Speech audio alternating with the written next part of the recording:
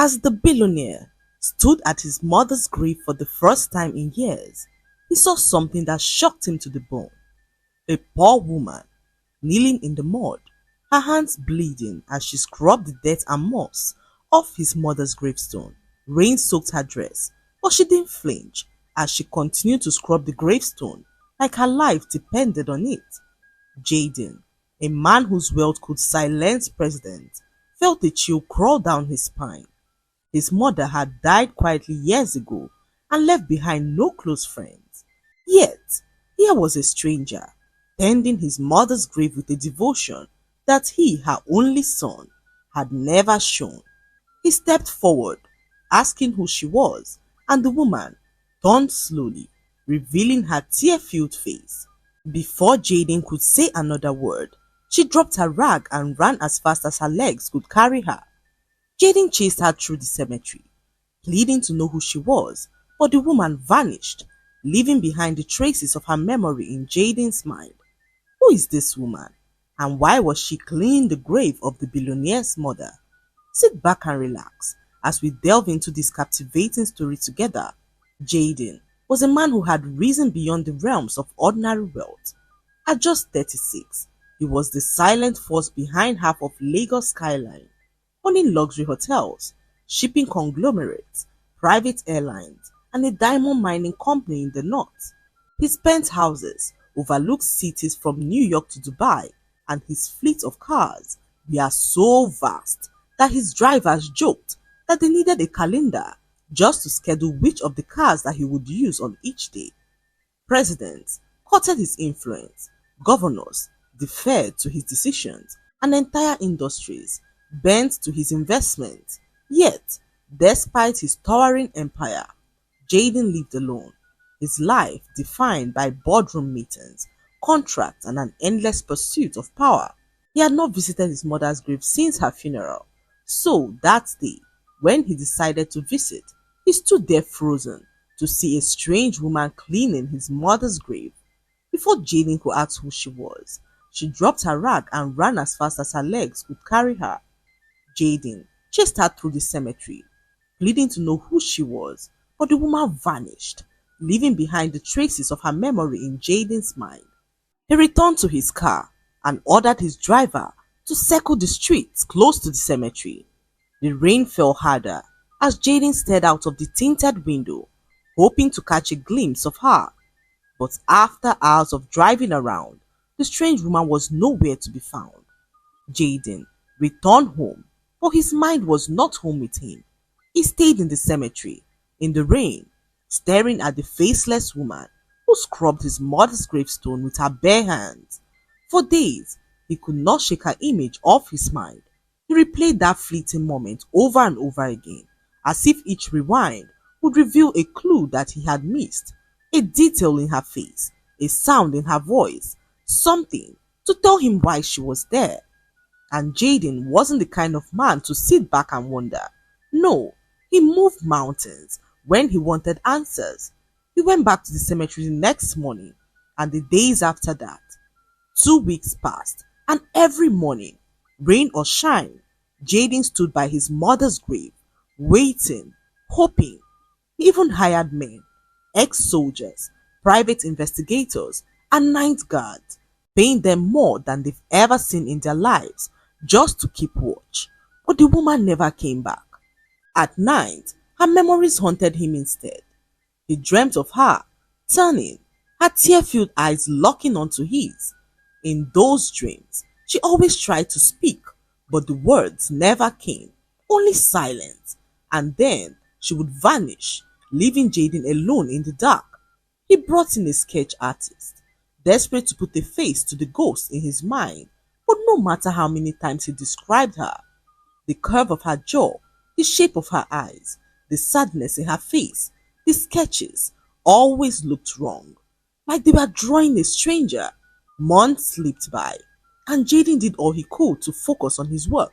The world thought he was as powerful as ever, but behind closed doors he was obsessed, not with deals, not with profit, but with this single nameless woman, tied somehow to his dead mother. Then one stormy afternoon, Nearly 6 months after their first encounter, Jaden found himself at the cemetery again. Maybe it was guilt, maybe fate, maybe something else. But as he walked towards the gravestone, something stopped him dead in his tracks. It was the woman, kneeling by his mother's grave as she uprooted the weeds that had grown around the grave. For the first time in years, Jaden felt a chill run down his spine, a deep, unsettling chill that no amount of wealth could shield him from. His mother had died quietly, with no fanfare, no friends left to mourn her. He was her only son, and yet this stranger showed more devotion to her memory than he ever did. Jaden stepped forward and asked who she was again, and the woman stood up and began to run. Jaden was not willing to lose her this time. He chased her into the road, and before he knew what was happening, she was hit by a moving vehicle. Jaden stood there frozen, his hand stretched out as if it could stop the accident from happening, his eyes wide open as he watched the young woman fall to the ground with a sickening thud. The car tires screeched as the driver sped off, leaving her there on the street. Jaden rushed to her side, his hands trembling as he lifted her gently. Blood trickled down her forehead, mixing with the rain as her eyes fluttered weakly. She looked at him once, just once, with that same sorrowful gaze that she wore at the grave. Then everything went dark. Jaden did not think. He scooped her into his arms and shouted at his driver to take them to his private clinic, one that his fortune had built, but he never had a reason to use. Hours later, he sat by her hospital bed, his heart racing as he blamed himself for her situation. The doctors told him that she would survive. However, there was a catch. The accident had left her with severe memory loss. She didn't know who she was, where she came from, or why she had been at his mother's grave in the first place. When she finally woke up, her eyes searched the entire room, confused and frightened. She could not speak, whether from trauma or something deeper. The doctors were not sure, but her silence no longer felt deliberate. It felt empty, like a soul stripped bare of its element. Jaden leaned closer, his voice softer than it had ever been. "Don't be afraid. I'll take care of you from now on," he said to the strange woman, who looked at him weakly. Her eyes carried a weight that words could not describe. From that moment, Jaden made a decision, one that he had never made for anyone, not even his family. He moved her into his penthouse, sparing no cost to make her life comfortable. He hired specialists, memory therapists, and even neurologists to help her find her voice, her past, and her identity. But every session ended the same. She would sit quietly, eyes vacant, fingers clutching the thin blanket around her as if it were her only anchor. Days turned into weeks, and Jaden found himself doing something he had sworn never to do. He let someone into his heart. It wasn't sudden, it crept in slowly. He bought her elegant gowns, sent her to the finest salons, surrounded her with luxuries fit for royalty, not because she asked, but because he needed to erase the image of her, kneeling in the mud, bleeding hands, scrubbing his mother's forgotten grave, and still she said nothing. At night, Jaden would find himself wandering the halls, pausing at her doorstep. Sometimes he'd find her standing on the balcony, staring out into the city. His feelings deepened into something dangerous. The man who built empires now found himself building walls in his own mind, terrified of what the truth might be. One evening, over a glass of whiskey, his best friend confronted him. "Jaden, what if she's not just some stranger? What if she's connected to you more than you think? What if she's your sister?" He asked Jaden, whose stomach tightened at the thought of it. He had wondered it himself, the devotion she showed to his mother's grave, the sorrow in her eyes when she looked at him, the mystery surrounding her very existence. Could she really be his sister?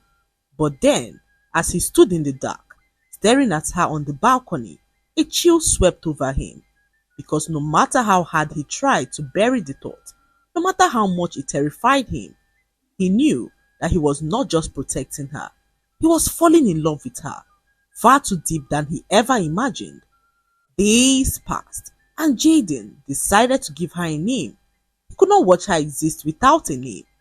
He called her Catherine, and for the first time in days, she smiled, a smile that lightened Jaden's heart. He moved closer to her, happy to see her smile, as Catherine, for the first time since they met, thanked him for saving her life. She could not remember her life before the accident, but she remembered him. She remembered his hand pulling her from the cold, his voice whispering to her in the hospital room, telling her not to be afraid. In her mind, Jaden was her anchor, her only constant in a sea of empty memories. That night, for the first time since she came into his life, Catherine spoke again. "You saved me," she said, her voice soft and calm. Jaden's chest tightened as he heard her speak, and although he wanted to press her for more about the grave, about his mother, about who she really was, he could not bring himself to do so, not when she had lost all her memory. So he let it go, at least for the moment. In the days that followed, Catherine's presence became the center of Jaden's world. He took her to quiet gardens, private beaches, and the finest restaurants, and the more he did so, the more he fell deeply in love with her. However, something gnawed inside his heart. The thought that Catherine might be his biological sister. His nights were filled with worry, and his days were filled with longing. Every time Catherine's soft eyes met his, every time she smiled faintly and reached for his hand when fear gripped her, Jaden felt a pull that he could not fight. Yet at night, lying awake in his empty bedroom, his mind echoed with one terrifying question: what if she's my sister? Jaden could not shake the thought that haunted his soul. His mother was a very calm and loyal woman who loved his father with all of her heart. She never seemed to him like a woman who would step out of her marriage to have a child with another man. It didn't make sense. His mother, the calm, gentle woman who spent her life serving and loving his father, had never once hinted at such a secret. She wasn't reckless. She wasn't unfaithful. She was in Jaden's mind, the one person who held their broken family together when his father's temper and drinking nearly tore it apart. And yet, here he was, unable to explain who this beautiful stranger was and why she made it her duty to clean his mother's grave. Worse still, he was in love with her and didn't know what to do. He decided to run a DNA test to ascertain if Catherine was his biological sister.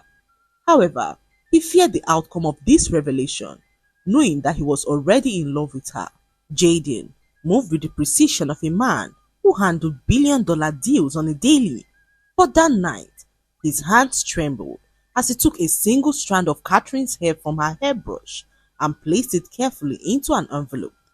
He told himself that this was the only way to end the torment clawing at his mind, to know the truth before he went any deeper into the kind of love that could shatter their lives.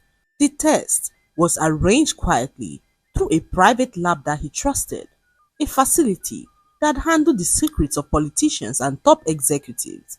They promised him discretion as well as absolute confidentiality. Jaden returned home worried, his chest tightened as so many thoughts ran through his mind. For the next 3 days, time moved like a snail. Catherine, oblivious to what was happening, continued to live her life in the mansion.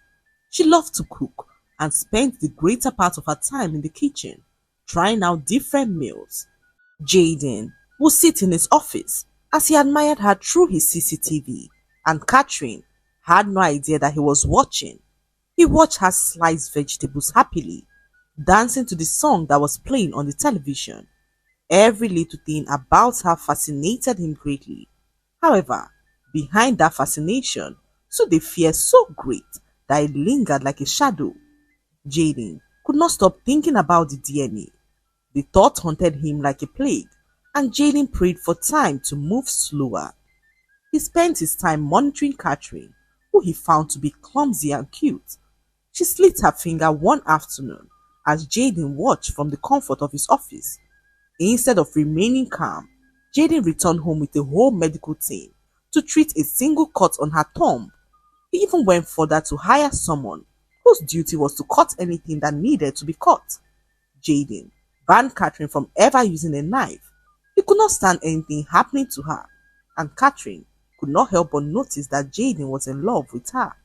She too had fallen deeply in love with the man who saved her when death came knocking on that fateful night.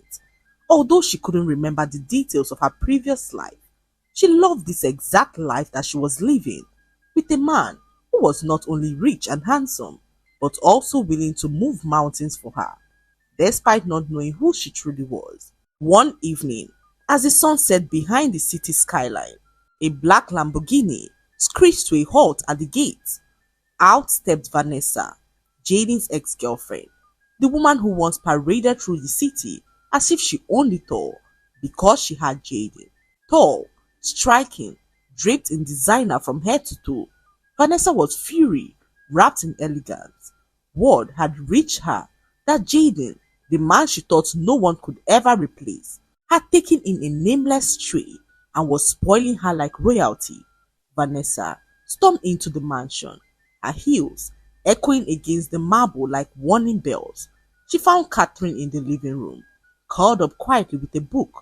No jewelry, no makeup, just a simple dress Jaden had picked for her. Vanessa's lips curled on sighting her. "So this is the girl," she scoffed, circling Catherine like a hawk. "The woman who has stolen my man.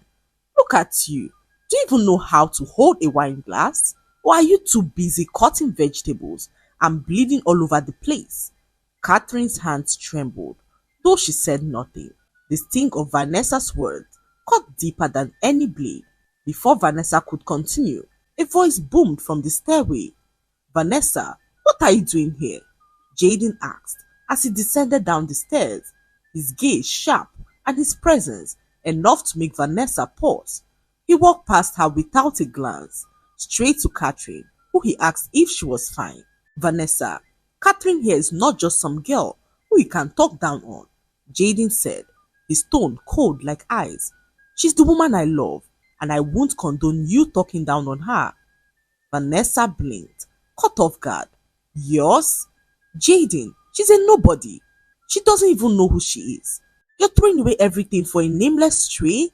she asked Jaden, who burst out in anger. "For someone who treats me like a man?" Jaden said to her as he cut her off. His voice did not rise, but the weight behind his words were crushing. "Leave, Vanessa. You don't belong here anymore. Not in my house, not in my life," he said to Vanessa, whose face twisted in anger. The price she wore like armor cracking as she looked at Catherine one last time, her voice dripping with venom. "Enjoy it while it lasts. Men like Jaden don't stay with men like you forever," she said mockingly, as Jaden did not even let her finish. He motioned to security, and in a moment, Vanessa was escorted out of the mansion, her heels clicking furiously as she was walked back to her car, a car that Jaden bought for her as a gift before she threw everything away. Vanessa connived with her friends to test Jaden's loyalty. However, this was the final straw that broke the camel's back. You see, moments before Jaden ever met Catherine, Vanessa decided to play a dangerous game. She and her equally wealthy friends set up a test for Jaden, something they thought would be amusing, a way to prove that they had power over the most powerful billionaire in Lagos. Vanessa thought she was clever. She faked the pregnancy, using the lie to siphon millions from Jaden, knowing that he secretly longed to be a father, even more than he longed for more wealth. She cried fake tears, whispered how much she wanted their family, and every month she fabricated ultrasound scans, each one photoshopped by one of her scheming friends. But Vanessa did not stop there.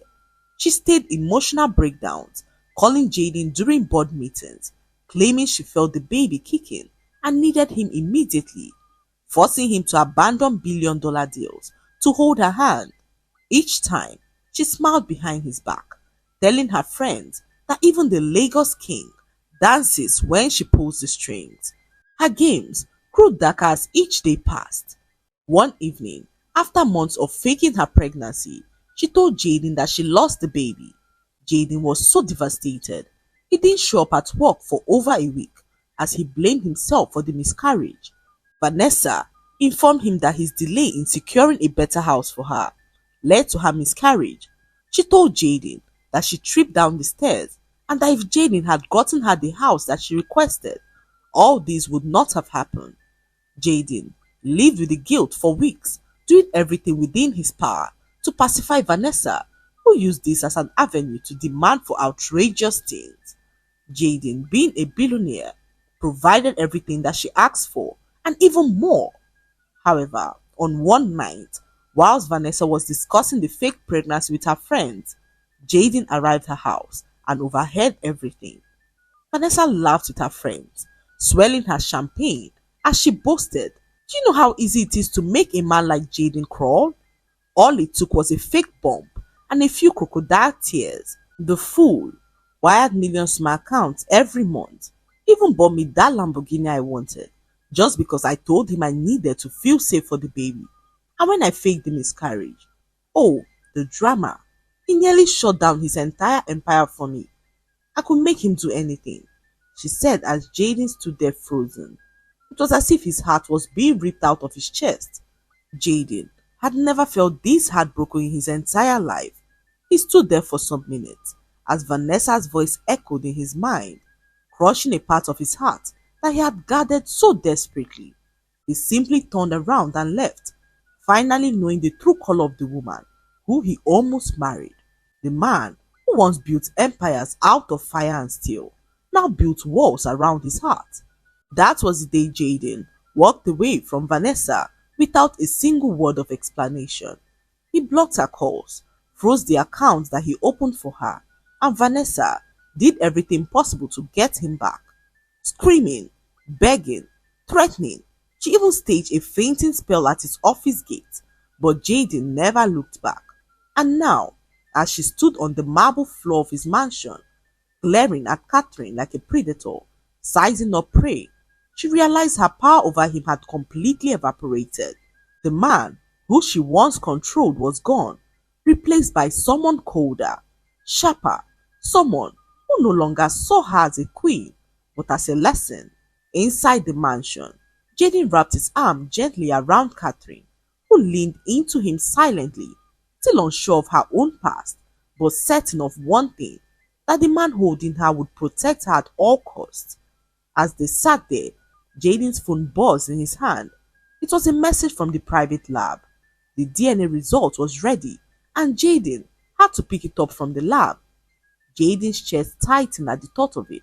His hand froze as he stared at his phone, knowing that what lay behind that result could either be the end or beginning of something beautiful. Jaden drove to the private lab alone. Each turn of the wheel felt heavier, and every beat of his heart echoed like a drum in his ears. He had faced billion-dollar crises, stared down presidents, and walked into rooms filled with men who would kill for profit, but never had his hands trembled like this. When he arrived, the receptionist immediately ushered him into a private room. A man in a white coat stepped forward, holding an envelope in his hand. "Mr. Jaden, the result you requested." Jaden's fingers brushed the paper, cold sweat on his palm. For a moment, he could not bring himself to open it. He imagined two futures. One where Catherine was his sister, forcing him to walk away from the only woman who he had ever loved. And another where she wasn't, where he could finally let himself love her without guilt. Finally, Jaden tore the envelope open. His eyes scanned the document, heart racing so fast that it drowned out every sound in the room. Then he stopped, read it again and again. She was not his sister, no biological relation whatsoever. A breath escaped his lips, shaky and long. Relief, sharp and almost dizzying, washed over him. His chest loosened for the first time in weeks, as if an invisible chain had been cut. He closed the envelope slowly, as tears of joy escaped his eyes. Jaden returned home excited. He told Catherine to get dressed as they set out to celebrate the good news. They arrived his favorite restaurant, and Jaden could not take his eyes off her. He called on the waiter to take their order. When the waiter froze mid-sentence, his pen hovering over the notepad as his eyes widened. "Annie?" he whispered, his voice barely above a murmur. Catherine's hand stopped halfway to her glass. Her entire body went rigid, her chest tightening as if a hand had gripped her lungs. Jaden glanced between them, his brows furrowed as he asked the waiter what he just called her. The waiter stammered for a moment and began to speak. "Sir, I'm sorry, but I know her. Her name is Annie, and I used to work in her father's mansion." Jaden looked up at him, shocked to realize that Catherine was from a wealthy family. Catherine sat there silent. Her glass trembled in her hand as fragments of memory began to pierce through the fog of her mind like shards of broken glass. She closed her eyes, gripping the edge of the table as the memories came flooding back. "I remember," she said to Jaden, who leaned closer in shock. "What do you remember, Catherine?" he asked as tears welled in her eyes, her voice breaking into a soft confession. "After my father died, I noticed that my mother began to hate me," she whispered, her gaze distant. "Every man who came near her, friends, suitors, even business partners, would always glance at me, not because I wanted it, not because I encouraged it, but because I looked like her, a younger version of her, and my mother could not stand it." Jaden's brows furrowed as she continued to speak, her fingers gripping his hand as if he was her lifeline. "After my father died, she grew worse. She said I had cursed her life, stolen the only men who ever cared for her. So, one night, after a party at the mansion, she came into my room. She said if I stayed another day under her roof, she would ruin me. She dragged me out by my hair, barefoot, and threw me onto the street and locked the gate." Catherine's lips quivered as another tear slid down her cheek. "I had nowhere else to go, no one to turn to, until your mother saw me on the streets and decided to help. This was a few weeks before she died." Jaden froze, his heart thudding in his chest. "My mother?" he asked Catherine, who nodded her head as she continued to speak. "She found me outside the church near Victoria Island. I was shivering, my feet bleeding. She took me in. She didn't ask for anything. She didn't care who I was. She didn't care about my last name. All she did was treat me like her own daughter. She gave me food, clothes, and even warmth."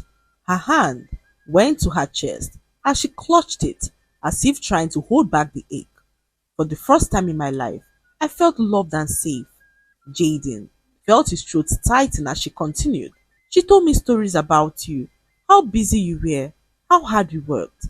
She said you are so much like your father, always chasing the world, forgetting to slow down. But she never said it with bitterness. She only smiled and prayed for you every night."